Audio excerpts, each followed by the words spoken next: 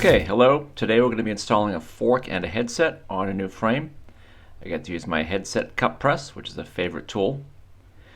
Well, before I get started, I take the headset and make sure all the pieces are there, of course, make sure that they all fit together properly. That way I know exactly how I'm putting it together, because sometimes you're reaching for one of the parts and you're trying to hold something in place.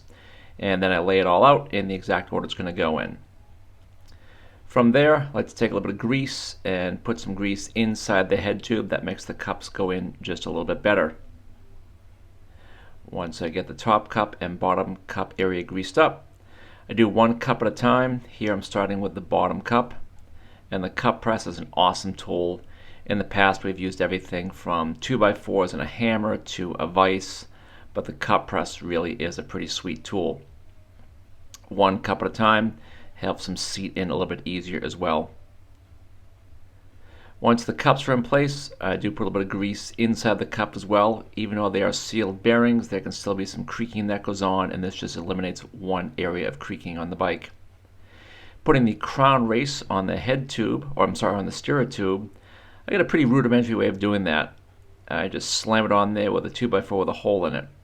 Doesn't damage the crown race at all, and it goes on nice and easily.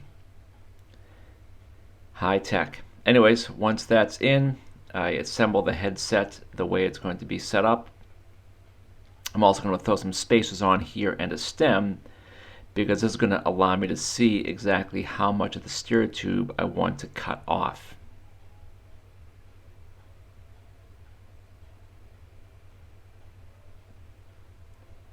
I pretty much used the exact number of spacers on a previous bike to get that the exact same feel.